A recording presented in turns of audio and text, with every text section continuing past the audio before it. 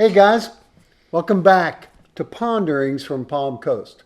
I'm Mark Webb, and before we dive into having a great conversation with my guest, I just want to hope that you guys had a phenomenal holiday break, Christmas, New Year's, whatever you celebrate, and that you took some personal time, that you turned off the noise and worked on yourself. Walk on the beach, nice glass of wine, death by Christmas movies, whatever your choice was, and get yourself refreshed.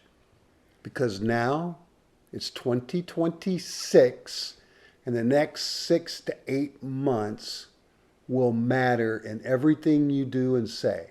And we're going to touch on that a lot over the next few months. So with that, Raymond Royer, welcome Thank you. to Thank you. Ponderings. Yep. So Raymond is running for 2nd District County Commissioner seat because the gentleman's retiring, right? Yes. Greg Right. Hansen's Yep, retiring. he's retiring. So as always, I'm trying to bring candidates in to give you a chance to get introduced. So Raymond, tell us a little about what brought you to Palm Coast. What brought me to Palm Coast? Well, originally, when I entered the Florida territory, I lived on 13 acres south of here on Route 46, at a place called Geneva. So I had one traffic light, and I was there for about several years, and then we decided to move to Palm Coast area.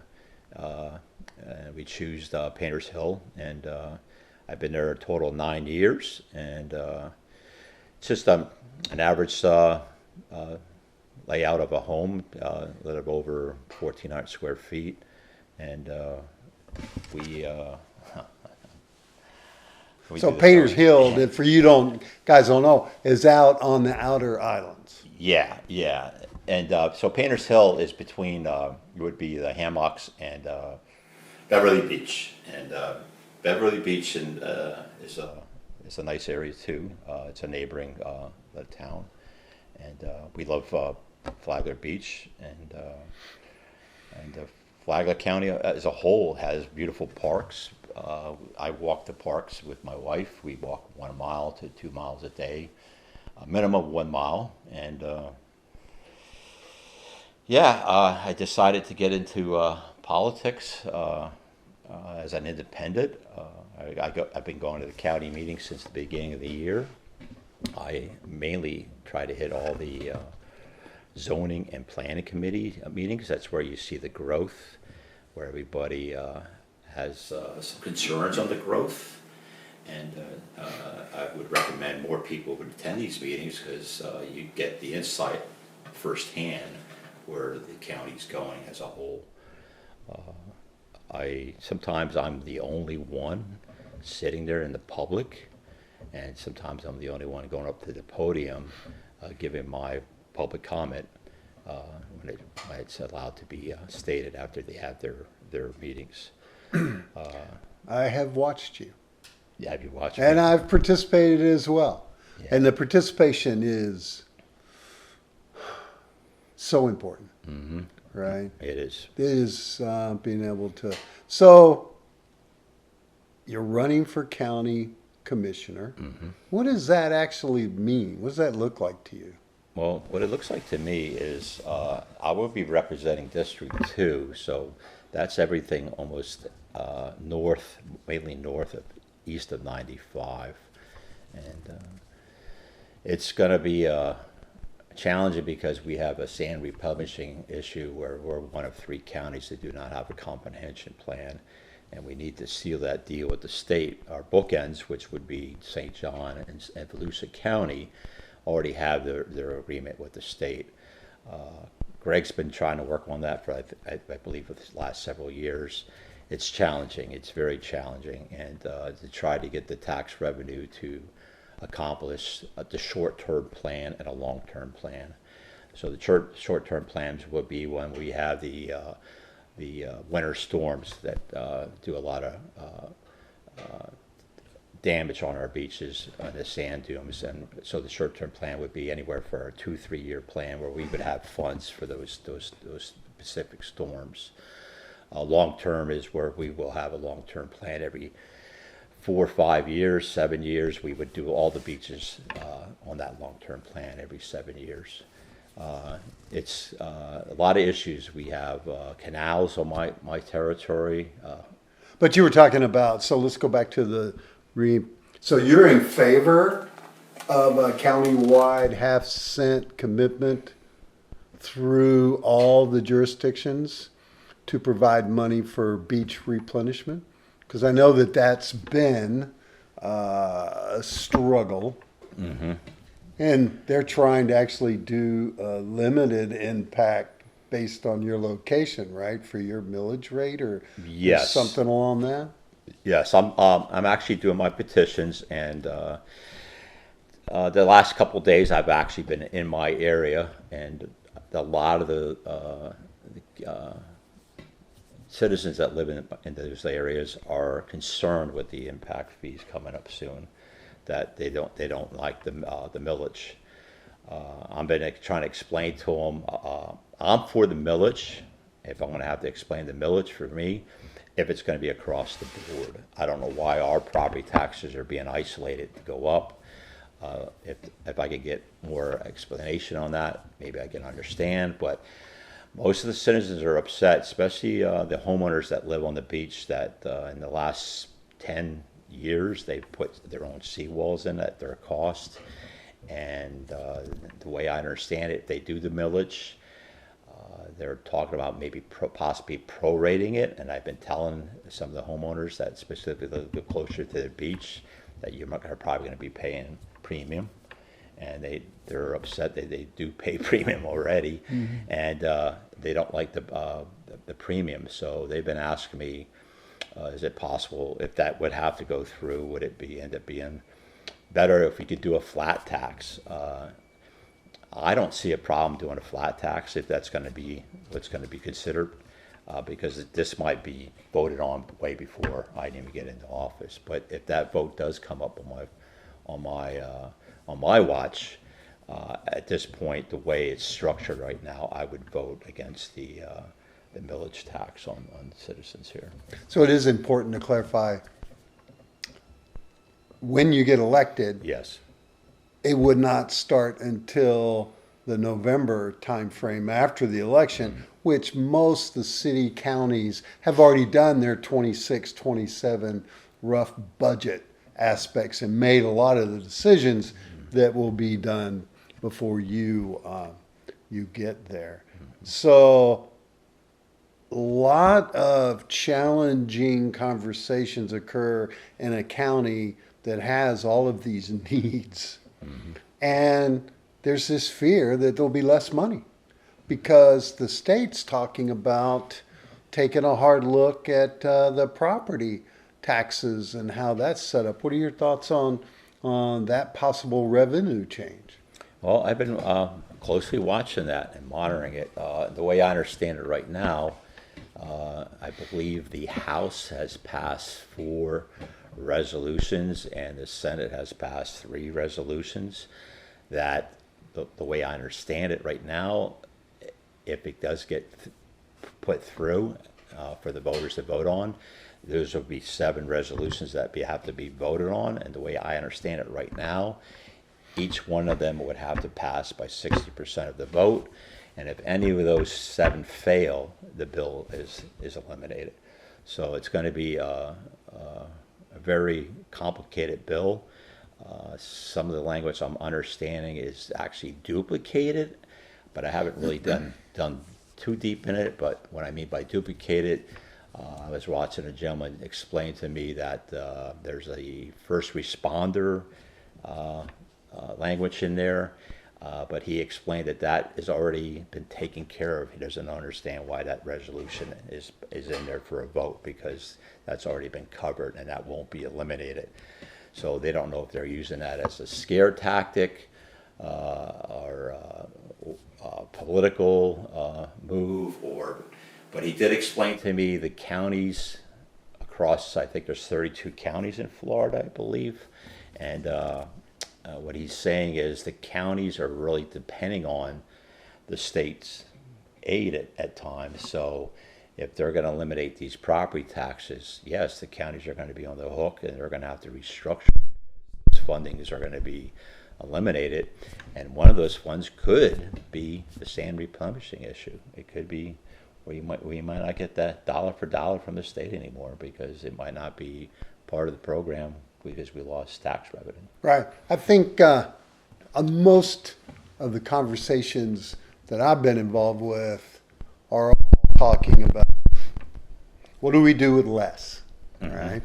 Whether it's sand replenishment that needs to be done because the longer you wait, the worse it gets, the more expensive it is. And we all know, as we know in Palm Coast, if you wait too long, all of a sudden you have a $600 million water, which actually affects you guys out on the beach. Because as I understand it, even though you're outside of the city of Palm Coast, you still get your water, your fresh water and stuff through the Palm Coast water system? Yes, my water is specifically from Palm Coast, and I believe, if I'm Yeah, correct, you pay a hefty additional charge for being, I think it's like 25% or something like that. yes, So, and I believe Beverly Beach is the cutoff, right, and they get their water from Flagler. I Flagler, believe, yeah. right. Excellent. What are you hearing from the people that when you're knocking on doors and talking with them? What kind of issues are they concerned about? Oh, I'm really getting a litmus test out there of where politics may go for the 26th. There's a lot of frustration. I'm hearing affordability, and Affordability was one of the things they were worried about. But what does that actually mean to them?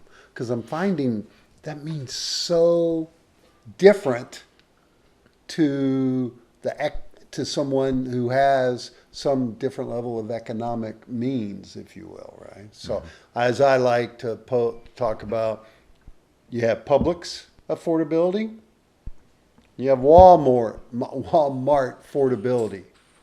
And basically, I'm seeing a lot more public shoppers in Walmart now. So that tells me that there's probably some affordability. And is that what you were hearing?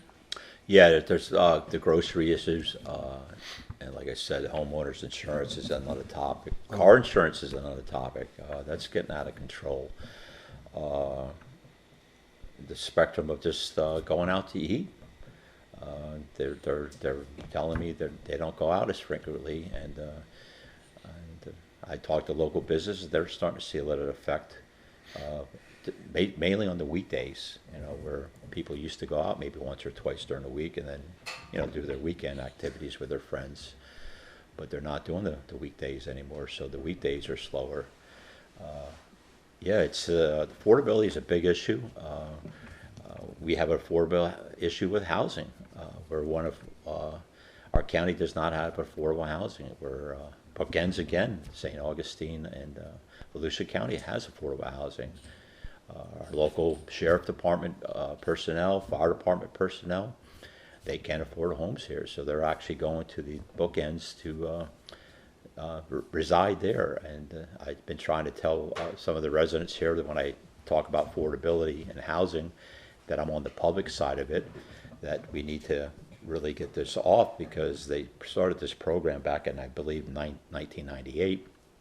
We have nothing to show for it. I would like to see it remain in the county, not so much with Palm Coast. I think my belief is the county's in a better position for that because they have a lot more of a rural area where they can actually set up affordability housing. Where Palm Coast would probably have more issues where the enclaves of the homeowners associations, I don't want that next door to my, so it's just going to slow things down where the politics will be involved again, where the protest will be that they don't want affordable housing next to their homes. But we do need, and I share this with these people's concerns. It's not the way that the housing is moving today, it's not what we've seen in the 60s, 70s, okay? The affordable housing is moving to a different structure, and I used my older son that lives in Texas, outside of Dallas. He's in a community called Trinity Falls. Trinity Falls has a mixed community. My son is doing very well, so he built himself a $900,000 square foot, 900,000 home, which is a pretty large home in Texas, and then there's also the $2 million, $3 million homes in one section. But then they also put up to 350 townhomes in there for affordability. Now this developer was 5,000, I believe it was around 5,000 homes. He put a police station in there. He put a firehouse in there. Now I'm a retired firefighter, and I was amazed. He didn't just put a 2-bay firehouse. He put a 7-bay firehouse in there, which he's saying it's going to be for growth. Sure, And, sure. And that fire department will respond outside that area that he provided. He has 2 daycares in there. He has 3 community swimming pools in there. So that's where I think the county would be better suited than Palm Coast, because they would be able to make those recommendations for lots that are 100 to 300 acre lots, where they would be mixed use, and that developer would come in. The way I understand it, talking to my son, that developer got a huge tax break for provided affordable housing, and that's another plus for the developers. So I don't know why we're not getting these developers to do that. Right now, all they want to do is build these 300,000 minimum up price range homes, and our local services like nurses, fire, police, just can't afford to live in those homes. Now, but that's a fact. That happens. But it happens everywhere. Every, being retired military, being in every military post I ever stationed at, and you know how they used to pay military, which is way better now. I could never live anywhere near close to the post unless I was in housing, provided military housing. I was having a conversation with somebody recently who's a Republican, but is just a sweetheart of a lady. I saw her at First Friday, had a great turnout, was awesome. And she owns multiple rentals. And she was having a concern of affordability and what that means, and low income housing, and what that means as far as building an apartment complex in which you have limited rent, because that conflicts with the state of Florida passed statewide law saying that no municipality, no citizen, no county can set any type of limit or cap of rentals.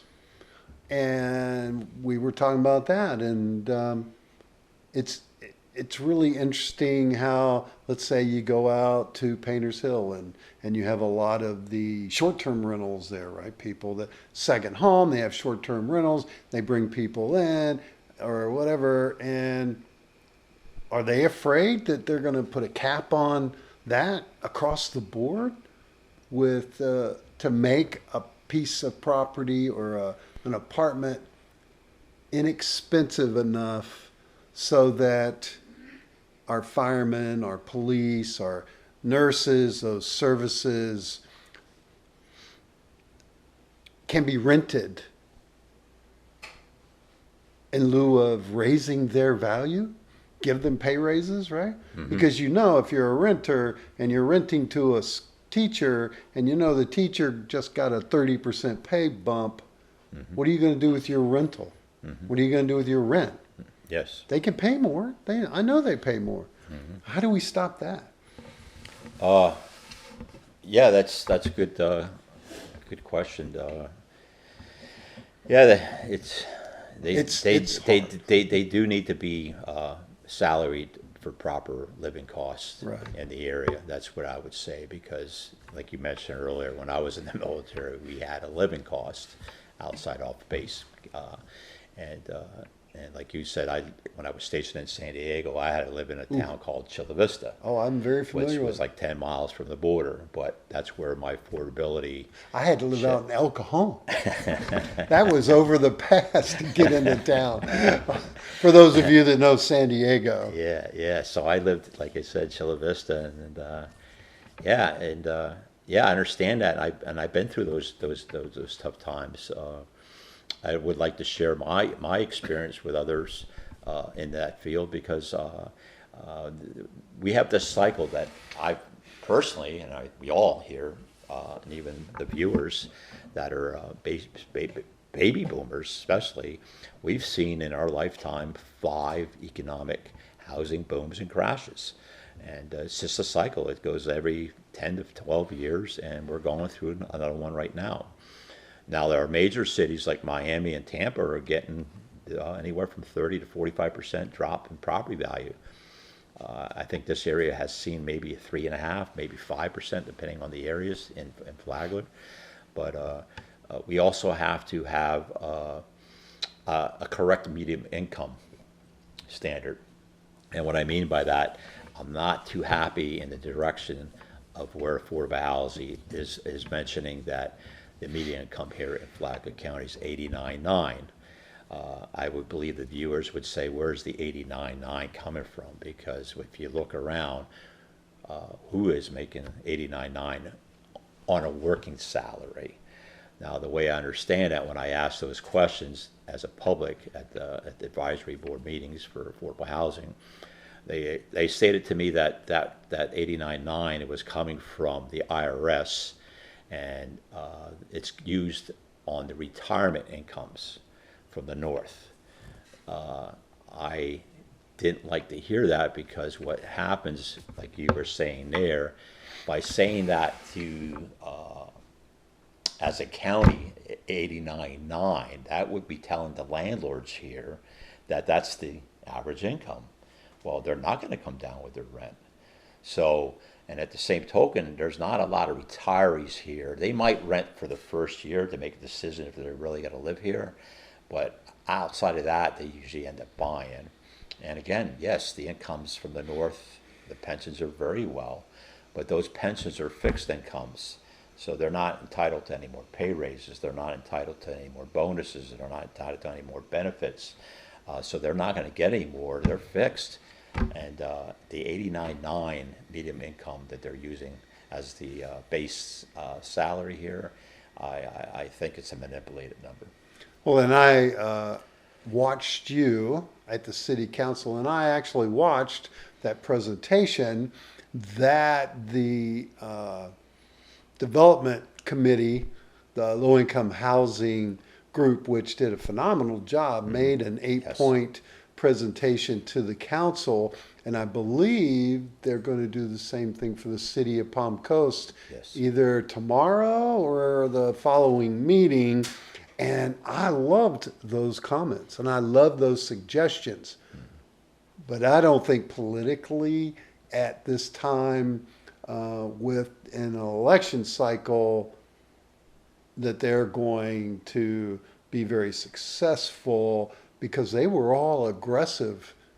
And Sandra Shank had submitted this multiple times to the county and the city over the years, and nothing was ever really done. There has not been a concerted effort, and I think that's something you pointed on, to be aware of and how to address the affordability of living close to where you work. And that's why I really like diving down into that affordability, because you touched on it, because a family of 4 where both are working, if they're lucky to be making 89.9, and that would be gross. That's not even before you get taxes. And then you've got daycare because you're both working and your kids are, now you're, $2,000, $2,200, $2,300 a month for a 2-bedroom apartment.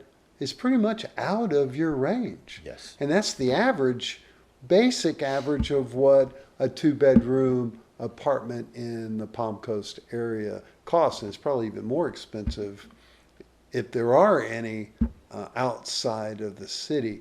So I do agree with you that it's a county issue and they need to partner together. Speaking about that, you've lived here long enough to see the interaction between the large city of Palm Coast and Flagler County. Do you feel like they work well together and they're got the same views of things to try to improve things? No, I believe what I witnessed at the beginning of the year, that they are on two different spectrums. I did see the plan. I won't be around 50 years from now, but the 50-year plan is the residents of Palm Coast alone will be about 250,000 homes. They're talking about rail coming through here for transportation. They're trying to figure out a layout to do public busing.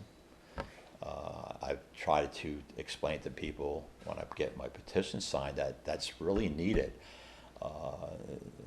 Some of the people that are signing my petition don't think it's needed, but I said to them, it saddens me when I see somebody leaving a place of a fast food restaurant when I'm traveling through Palm Coast, and I could see they have the uniform on and they're walking because there's no public transportation.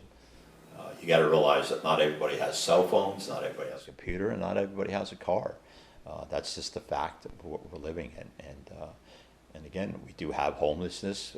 We don't see it as blatant as we did in the past because the way the new state laws have been established, where they can't be resting in state parks. And so, but they're out there. And I do see the homeless because I live off the corner of A1A. And that corner is actually, I call it the Veterans Corner, where I met a gentleman that he stated to me he's traveled up and down the A1A. He was a Marine in combat. And he does not use the VA because he doesn't want to have that label of the PTSD. And so he does not use that facility. But he is a loner and he travels up and down that coast numerous times for 15 years. And I had a great conversation with him, and I asked him, while again, me and my wife were walking our mile and a half, and I asked him if we could finish our walk, if he could meet me down at my home street. I want to give him a little bit of something to help him for the day. Well, and that's important, and I think that's where the help, that's where the support is going to come. It's from donations, whether it be clothing or food or reaching out to your fellow citizens, especially the vets. And we're both vets, and I want to thank you for your service. And that's very important in that it's a time in our society where we have to start having better empathy, better we have to see them. We've done so many. You drive down, you get off onto Belterre, and you see someone with a sign. They're invisible to most people. You don't want to pay attention to it. You don't want to help, but they're there and they need help. And I applaud you for trying to help that out. But that, getting back to that interaction between the city and the county, I lived and was stationed up in Mayport back in the 80s when Jacksonville, the city, partnered with all the outlying towns and absorbed them all and then eventually absorbed the entire county. And I was having a conversation with Andy Dance and a couple of others, and I feel way out there. The city of Palm Coast already is like 82% of the population of Flagler County. Eventually, it will be 95% of the county. And the interaction between when you, sitting as a county commissioner, trying to understand the decisions you make based on the income you get, when you realize that 90% of the income or from taxes or whatever are coming from the citizens of Palm Coast. That interaction's got to be better. I think they've got to understand that we're all trying to work together. And I see a lot of struggles in it. Well, we've been talking about the Humane Society, and the city and the county are trying to figure out how to solve and do a problem or fix it. The YMCA. Yes. The YMCA approached the city, says we need money. And the city went, well, why don't you go talk to the county and the school? The county and school came back and says, well, we don't really have the money for that. So the city went ahead and moved forward with it. So I'm just curious to see, and I am excited. And I know my producer, Al, we have both been invited to attend the county academy starting, I think, the end of the month or the first of next month for like 7 weeks of going and experiencing all the nuances of the county. And I'll look forward to bringing that to you guys to explain a little bit, because there have been so many what I sadly call aha moments. And I know that I believe you were in the room when a month ago the county, at the end of their with their taxes for 25, 26, had to write off over $10 million in unrecoverable money for their ambulance systems. Yes. The county runs all the ambulances in this county. The city staffs with EMS and other people, but the county runs it. They were saying they were getting like 26% compensation for what it costs to do a pickup to transfer somebody from your house to a hospital. And what amazed me, most of the council members up on the dais didn't even know that was a problem. And Yeah. I'm telling you, $10 million is a lot of money. That would pretty much take care of a large part of the beach issue, wouldn't it? Yes. I'm from Allentown, Pennsylvania, and again, I'm a retired firefighter from that area. And the city had gone through that years ago, the same exact scenario. And what they did is the EMS and the city worked together, and they end up issuing about 3 more personnel for staff for the EMS to do the billing. Okay, and that's the problem where they're not getting the money, because they don't have, the way I understand it, there's not a rule of proper billing. Oh, of course. And so if you're not going to bill, you're not going to get money. And if you're not following up on that billing, the money's going to be lost. So Allentown proceeded to go into that, because when you provide a service, you should be paid for that service. And so then also the city created a program where I had to pay that taxation, where I lived outside the city. So because I was coming in the city and they provide these services, you have to pay an extra fee. Right. Because you're impacting, again, impact on the city, and the city has to cover that cost. There's different revenues that you can create taxes, but again, I'm not a big champion of raising taxes unless you can really prove to me it's going to benefit the whole. Right now, the county taxes are all over the place, and I believe if they do this millage personally on the unincorporated side, it's just going to make the county overall more undivided. And they use the word Flagler strong, and I believe they use that too lightly, because when I hear that's telling me we should be united. And I don't see that we're united. And to get back to what you were saying earlier, yes, we're on 2 different pages. The city is growing on the city growth plan, and the county has their plan. But somewhere along the line, we have to start realizing that the plan for the city is going to be annexing. In order to get 250,000 homes, they're going to be annexing. Yeah. So eventually, is there going to even be a Bunnell down the road? Benel might even get golloped up later on and be part of Palm Coast, because Allentown did the same thing to different townships when they grew.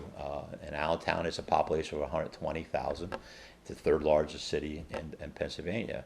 So yeah, like you said, the population is probably going to be where 95%, 90% of the population lives in the city of Palm Coast.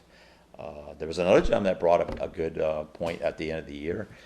That was at the end of public comment, and he brought up that the sheriff is going to have to look at the broader aspect of the sheriff department. He brought up that the sheriff delivers about 80% of the sheriff coverage is in Palm Coast. Well, that's a county department. That means the overall county-wide is only getting 20% of the coverage. I live off A1A, and we need to get more coverage. We have various violations of speeding on A1A, especially at night. I don't know if it's the youth, but it's usually the newer Camaros and the Mustangs, But when the sun goes down, it becomes like a little lively town on A1A, and Everywhere. Oh my God. But again, but we got to put that in check. And then the other issue we have on just in my area of the county, of the unincorporated, which other citizens had concerns, is the pedestrian walkway. Okay, now they've talked about the electric bikes, the e-bikes. I believe that if you do not get the pedestrian that's walking's attention, ringing a bell, whatever, saying on the left, but you don't get an immediate action, I don't think the bicyclist should continue on his path. I believe if you can share it and be courtesy, you should dismount from the bike.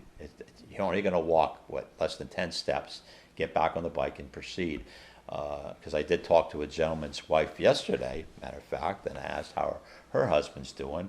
Well, he got clobbered by an e-bike. He broke his ribs and everything, and he was thrown into the brush off of A1A. And he thought at first when he got hit, he thought he was involved with a car, because he didn't hear nothing, and all of a sudden he was hit so hard that he flew in the air. And then it was a young child. The child said he didn't see the pedestrian walking because it was at night. I don't know the full circumstance. I don't know if the child had a light on it, but even if he had the light on it, this gentleman was hit by behind, so he would have never seen the e-bike coming if it had a light on. So that's what happened, and unfortunately, and then we got on there. We have from Beverly Beach. We have a lot of golf carts coming up in our area, and again, I don't know why a pedestrian that's walking has to move for the golf cart, or why we have to move for the bike. Somewhere along there, we have to have this common respect of each other if we're going to call it sharing, and we have to come up with a real pass of laws, because right now they passed a recent law, I believe, at the state level now. It's the e-bike law? Yeah, the e-bike law. It's supposed to go through this next session. Oh, it's going through. I know they're working on it. And they are. And it will override the and county. Overrule all county. And Palm Coast just spent a great deal of time and energy doing an e-bike ordinance, which again, and that's another interesting point. And I've talked to other candidates, nonpartisan, that see the decisions or what they feel is something local control, that you from Painters Hill or living on the coast or in unincorporated Flagler County have a view or an understand, and yet Tallahassee at the state level are passing laws hundreds at a time that are removing home rule from local municipalities. And the e-bike is another example of that. And there's been many more that the decisions made are no longer in the power of the local elected official. And that's the people I've talked to that actually are sitting in those seats find it very, very frustrating that they can't make decisions or try to better or improve or change the way things are because at the state level they've put rules in place that they can't follow. And so that's been a challenge. But I know that whether it's on the e-bike rule or the pet issues or all the other issues that you're seeing in your door knocking, which is phenomenal. Glad you're doing it. It's a great opportunity to hear what people are saying. You know, coming back to that affordability, I find it so interesting when we talk about affordability is based on what your income level is and what your ability to, and like I said, shopping at Publix or shopping at Walmart is an exact example, or eating out only one night a week instead of 4 nights a week, and paying the property taxes that just came out and the millage rates and all of that. So you're going to have a full plate, Raymond, as you sit in there at the county level. Do you are you excited? Yes, yeah, I'm excited. It's going to be a challenge, and I've met those challenges all my life. 18 years old, I volunteered to go in the Navy. The reason I went in the Navy was at that time my dad said to me, "Ray, you're going to have to pay room and board." And I was like, "Well, I'm not paying room and board. I'm going to join the military." So I joined the military, and I remember my first night in boot camp. There was other individuals that were actually crying in their beds because they Missing mommy. miss mommy. But yeah. So it was, and I'd even said to myself later, like, what did I just do? Because when I went to the recruiting station at 5 o'clock in the morning, I thought I was going to go back home. I went from Allentown up to Altoona, Pennsylvania, and that's where I left. I never got to make a phone call to my parents, and I said, I don't even have a change of clothing. And they're like, "You're in the Navy now," because once I swore in, that was We're going to give all that to you. So yeah, and then later I became a rescue swimmer in the Navy, which that was another big challenge for me in my life. That was more mine because physically in the pool I was defeated. But I passed the course, and out of 9 of us, only 13 of us graduated. And then later on, I was in different trades because the Navy opened the doors for me. And what I mean by that, so the young viewers can see that. Yes, the economy is tough right now, but if you can get in the military, do a 4-year hitch, because it does open the doors for me. And it opened the doors for me to be. I had the chance to be in the labor union. I was on heavy construction on I-78 on a bridge crew. I did a lot of concrete work. And then I got laid off there. Then I was with the Steelworkers Union. And those doors were open every time I said I was in the military. Boom, I got the job. Then later on, at 35 years old, I joined the Allentown Fire Department. I applied that job 3 times until I finally got on the availability list. And at 35, I was the old man at boot camp, and trying to run that 2 miles was challenging. Doing that at 35 miles an hour, and there was other young men in there, and coming out of the military, they were in their early 20s, and they were doing their 2 miles in 7 minutes, 9 minutes. And I'm struggling to do mine in 18 minutes. I can appreciate. I definitely understand. And sir, I'm a big fan, and you guys know I'm a big fan in participating outside of your home, participating and volunteering to understand the world. We've traveled abroad. We've seen things. It affects you. It makes you appreciate and understand the phenomenal things we have here in our country. Yes. And there are just, unfortunately, a lot of people that take that for granted and can't appreciate the fact of not everybody has a 7-Eleven 2 blocks from their house and all those things. Well, Raymond, last thoughts? What you going to do for us? Well, First of all, tell us how to get in touch with you. okay. How can you help Raymond? All right. My email address for Raymond is Ray Royer, RayRoyer .63 at gmail is my address.com. So that would be a good way to get a hold of me. I will respond. I do leave petitions with other citizens out there that want to get more information on me. I do have flyers that I give at the doors to share with them, and some of the flyers that I have that I provide actually has the one section on the bio. My bio is on the website for the election for Flagler County, so you can look me up there as a candidate. I'm registered as a candidate, so yeah, and my picture's there. I put a picture up. The other candidates have not put a picture up, and I believe the one candidate has not even put a bio up. So yeah, I'm out there. I'm willing to do this challenge. Like I said, I've always met my challenges. I know what I'm getting involved in. A lot of people ask me, Ray, do you really want to do this?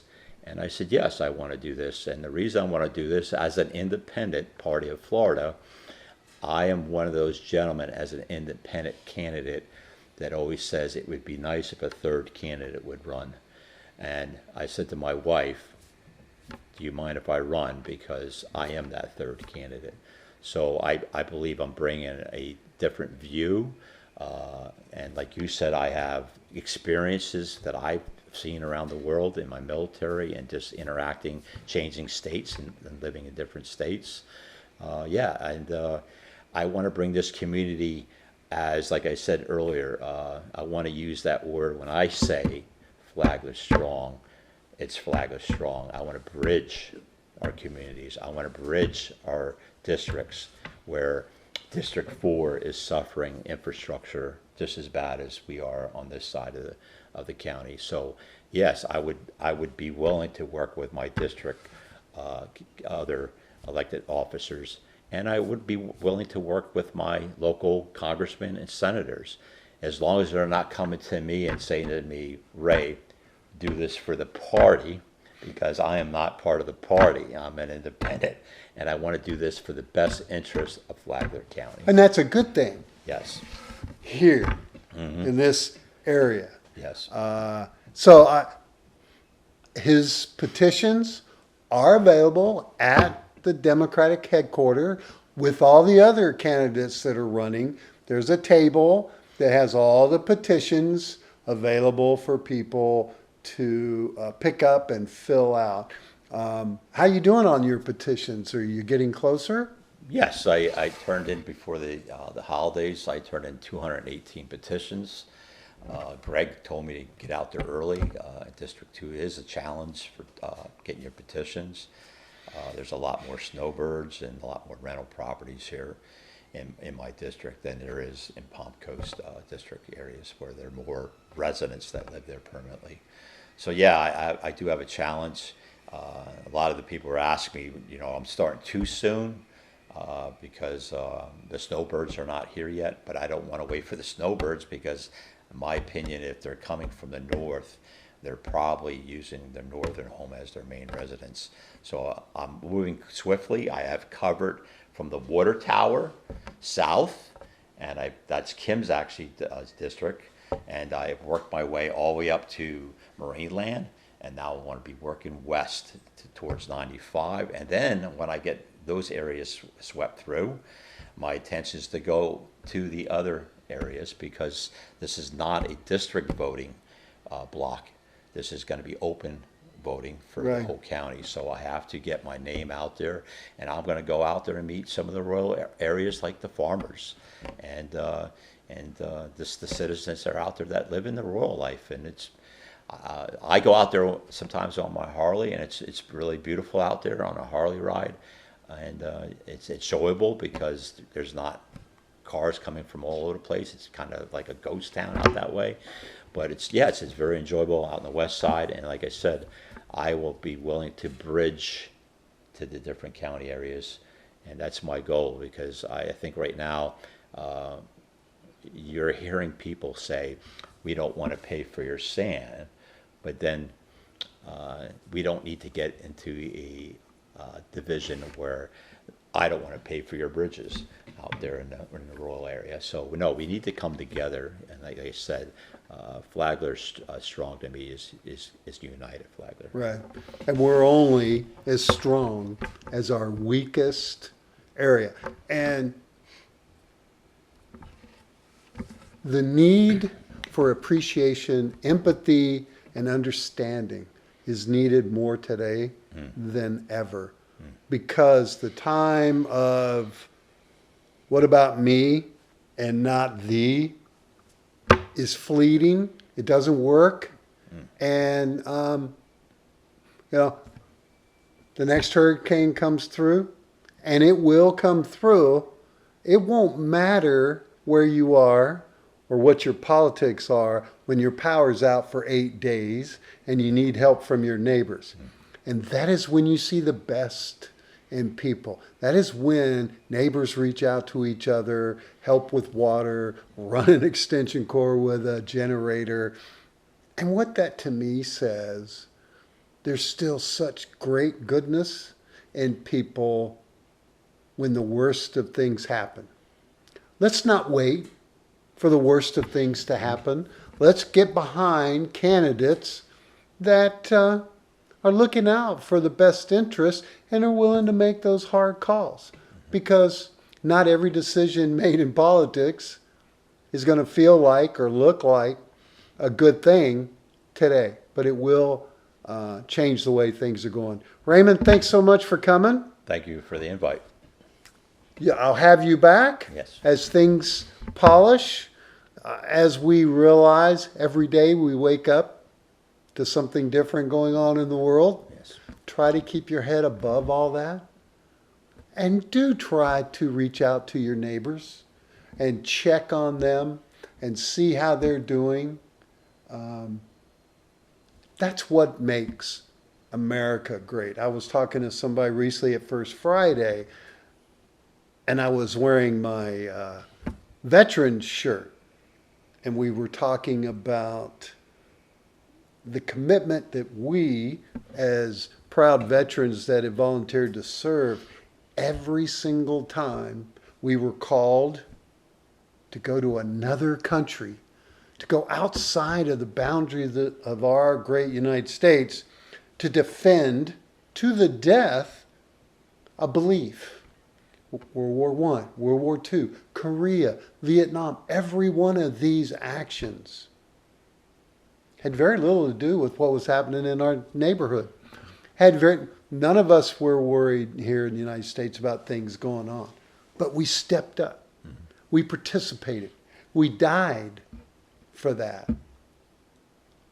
I believe that's still there. I believe that passion from people like Raymond and others that want to step up and volunteer, run for office, stand on a bridge, put a sign in your yard, be vocal. Because if we don't, we could lose it all. So guys, stay safe. Remember, we have a new location on Wednesday for Conversations in American Democracy. It's at the Democratic office. You're all invited. We went to a bigger area because we want to make more room, and I know you've come to have that conversation. Great opportunity to listen to a lot of people and things are going on. And we put that on our podcast channel so that you can enjoy it later. So with that, guys, thank you. Stay safe. Happy 2026. Happy New Year.